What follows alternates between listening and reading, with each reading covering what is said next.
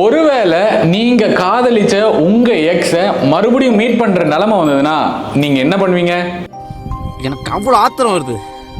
சில பேர் டிராகன் படத்துல வர மாதிரி நேர்பட ஒத்துப்பாங்க, நான் உங்களுக்கு ஒரு வேளை டிசர்விங்கோ இல்லையோ அப்படின்னு சொல்லிட்டு. I didn't deserve you.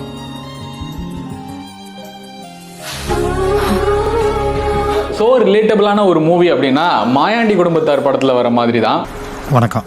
வணக்கம். வணக்கம். எப்படி இருக்கீங்க? எங்க மாமா என்ன நல்ல முறையில் பார்த்துக்கிறாங்க. ரெண்டு பேருமே ஃபேமிலியாக மீட் பண்ணுவோம், ரெண்டு பேருக்குமே ஃபேமிலி கமிட்மெண்ட் இருக்கும். ஸோ அப்போ இருக்கிற மெச்சூரிட்டியும் வேற மாதிரி இருக்கும். நீங்க எப்படி இருக்கீங்க? நல்லா இருக்குங்க.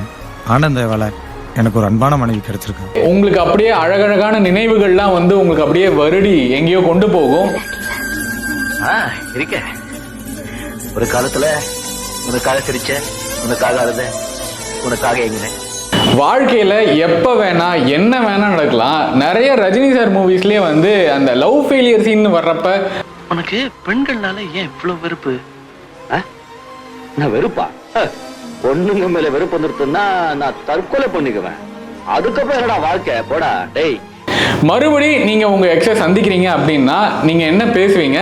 உங்க எக்ஸுக்கு நீங்க ஒரு பாட்டை வந்து டெடிகேட் பண்றீங்க அப்படின்னா என்ன பாட்டு அப்படின்றத கமெண்ட்ல சொல்லுங்க.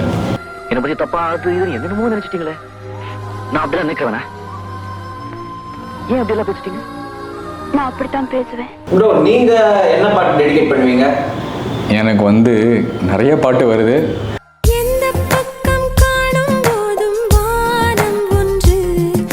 ஆனா ஐயோ, நானே பாட்டை மறந்துட்டேன். சாவுல